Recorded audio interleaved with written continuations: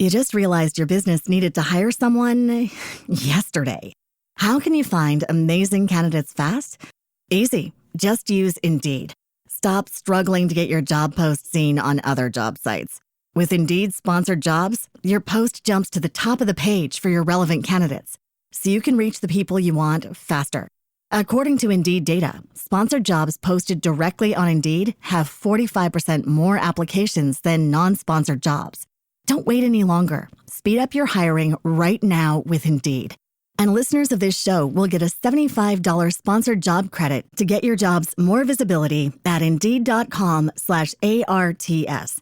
Just go to Indeed.com/ARTS right now and support our show by saying you heard about Indeed on this podcast. Terms and conditions apply. Hiring? Indeed is all you need. You just realized your business needed to hire someone yesterday. How can you find amazing candidates fast?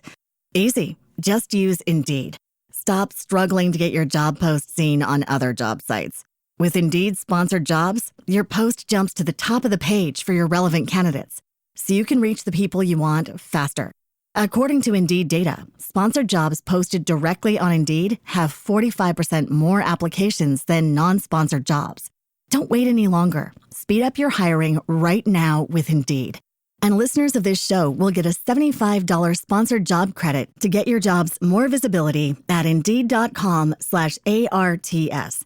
Just go to Indeed.com/ARTS right now and support our show by saying you heard about Indeed on this podcast. Terms and conditions apply. Hiring? Indeed is all you need.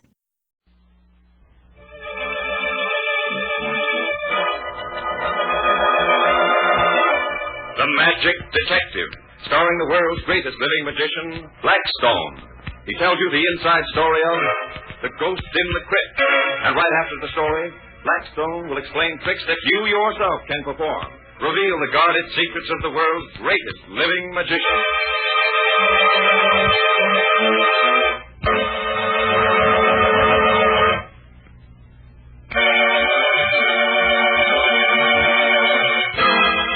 And now, stand by for Blackstone, the Magic Detective.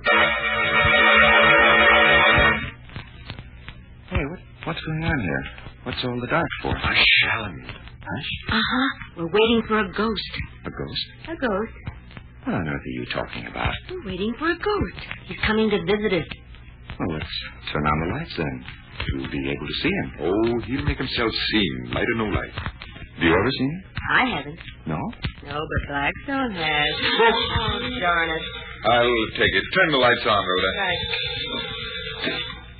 Blackstone speaking. Yes?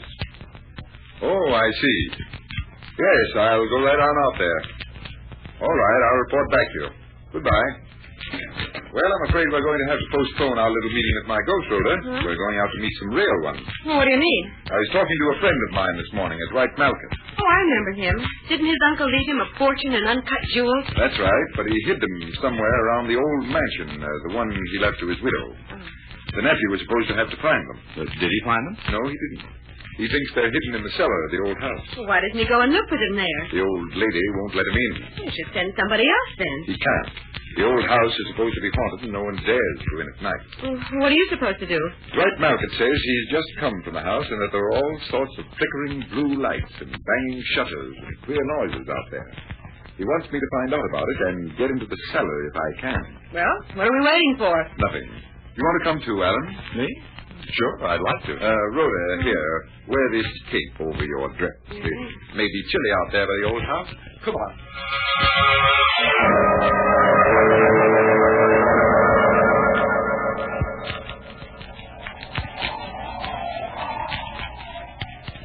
Well, ma'am, we sure got rid of your snooping nephew quick tonight. That's right. He can't come in here. The ghost will scare him away. Do you think, ma'am, that he knows we found the jewels? No, and he never will. Those jewels should have been mine. Ned promised them to me, and then he left them to that nephew of his. But he'll never get them while I'm alive. Listen, it's a car. It's stopping here. Somebody's getting out of it. They ain't scared. Look out the window. Let me see. The fool. Isn't he afraid of ghosts? Who is it, ma'am? Anyone you know? It's Blackstone, that magician. What's he doing here? I'm going down to the cellar. You stay here. What'll I do? Let him go wherever he wants to. Don't you bother him. But if he goes to the cellar? I'll rush him from there. He'll come down in 10 minutes. And that will be the end of Blackstone.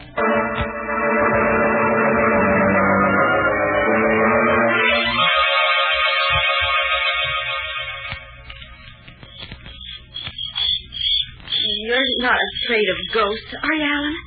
Me? Oh, no, not me. Good. I guess I'm not then. Look, Rhoda. Blackstone said we should follow him if he wasn't out in 10 minutes. I know. It's 10 minutes now. So, come on. Well, don't you want me to sort of stay here and wait for you?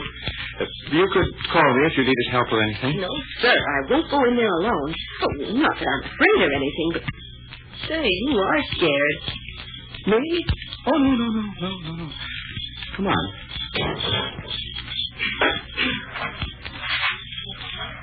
Why are you hanging back? Oh, you know, ladies first and all that sort of thing. Or is it all that sort of rot? There's nothing to be afraid of. Nothing. Blackstone says that if I hear a ghost, all I have to do is to turn around and walk backwards. That's all there is to it. I'm not afraid. Well, what are your teeth chattering for then? Those are your teeth, Alan Kent, and you know it. Yes, they are. Well, here we are. Open the door, why don't you? I am. Don't rush me. You don't hear anything, do you, Alan? Well, sort of creaking. It's a shutter. It isn't a ghost. There's no such thing as ghosts. There's no such thing as ghosts. You said that. I know. I wish it weren't so dark. Rhoda. Yes, Alan? There's nothing in it, and those noises aren't ghosts. Don't you think maybe you ought to walk backwards? Oh, I guess it wouldn't do any harm, since you're afraid. There. 5 steps backwards, Blackstone says. Oh, what's that? The ghost! The ghost of Ned Malcolm! Oh, something went through that window. Not something. Somebody. We better get down to Blackstone in the cellar. Yes, here's the door right where he said it would be. Come on. You bet. I don't like it here alone. Well, you're not alone. I'm here. That's what I said, alone.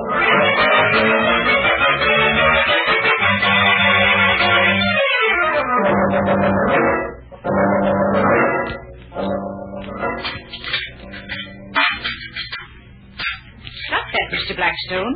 Stop that digging. Who are you? I'm Mrs. Malcolm. Thank you for digging up my jewels, Mr. Blackstone. Your nephew's jewels, you mean? No, mine. And now, Mr. Blackstone, I'm very much afraid that I shall have to ask Jake to shoot you. I've got a gun, so don't you try to move. Well, if you have a gun, why don't you shoot me yourself? No, I'd rather Jake would do it. I really don't like shooting people at all. It's too messy. Listen, that's Jake coming now. I told him to be here in 10 minutes, and Jake always obeys me. Here he is now. Blackstone. Turn around, Rhoda, turn around. Did you do your ghost? Turn around. Okay. No. It's Ned. It's Ned. Oh, don't hurt me. I promised I can have the jewels. I promise.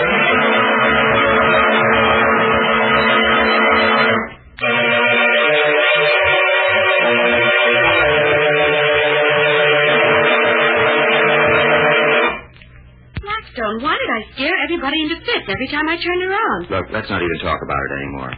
I don't want to know what was going on. I just want to forget it if I can. Turn off the light, Rhoda. Not that. Anything but that. Oh, stop being so silly, Alan. There's nothing to be afraid of. When you turn those lights on again, I'll be dead. And then you'll all be sorry. Oh. What? She's screaming at. I've got my eyes shut, and I'd rather not open them. Well, then, open them and look over there, Alice. The face. A glowing, silvery face of an old man. Now I know I'm going to die. That's why you scared everyone so. That's the face of Ned Malcolm. Now I know I've lost my mind through sheer, unadulterated terror. That face is painted on the back of your cape, Rhoda. Painted on with phosphorus. Oh, and so another mystery was solved by magic. Alan, do you think it'd take your mind off things if Blackstone showed us a trick? I'll turn on the lights. All right. Well, how about a bit of hypnotism, Alan? Who's to be the victim? You are. Now, look. First, I close my fists. Then I set one on top of the other in front of my chest. Right. Now grab my wrists and look straight in my eyes. All right. What do I do now? Try to draw my fists apart, sideways.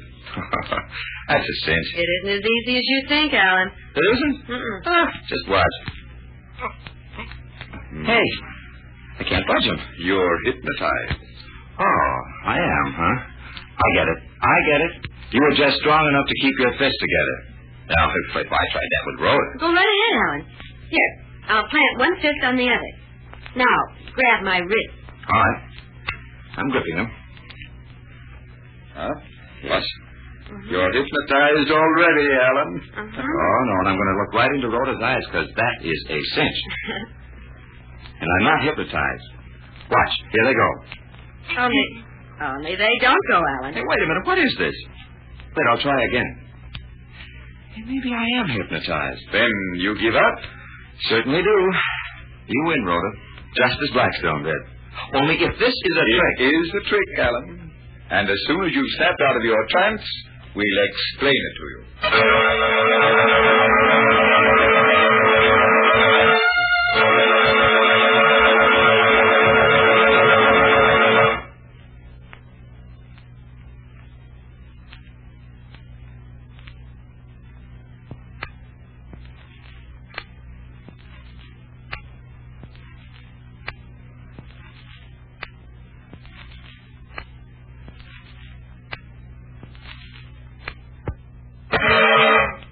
Well, Alan, have you figured it out? No, Blackstone, I haven't.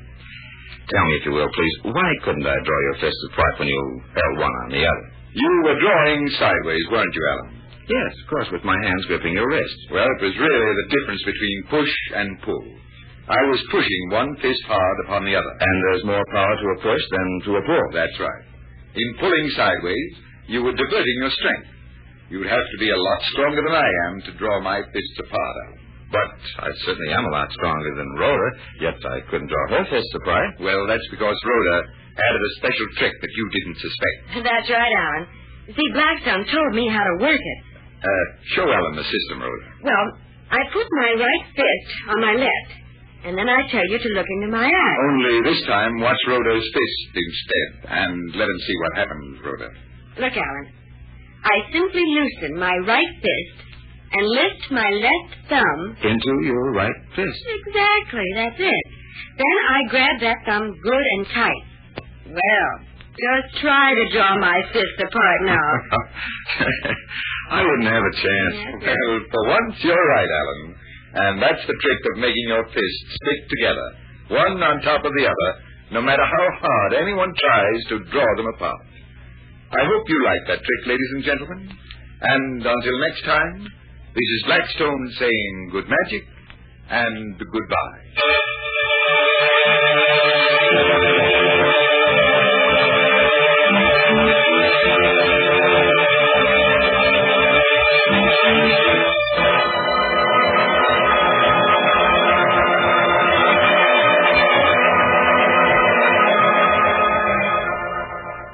Be with us next time when the world's greatest living magician, Blackstone, tells us the story of the accusing corpse and explains more tricks that you yourself can perform. Listen in again to Blackstone, the world's greatest living magician.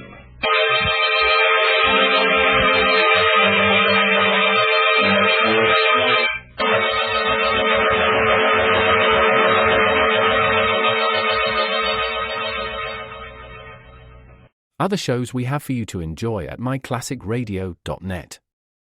The Avengers was most certainly not a household name in South Africa prior to the radio series. With no national television service until 1976, the mechanism simply was not present in the country to show television programs to mass audiences.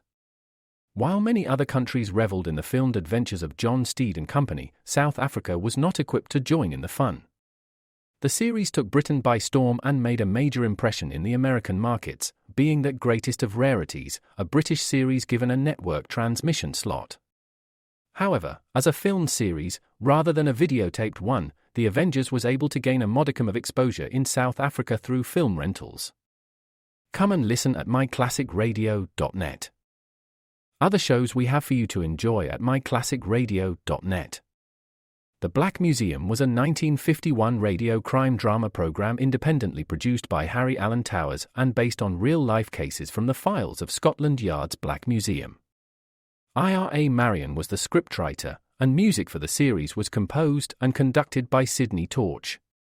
Although often mistakenly cited as being produced for the BBC, the series was produced and syndicated commercially by Towers throughout the English-speaking world.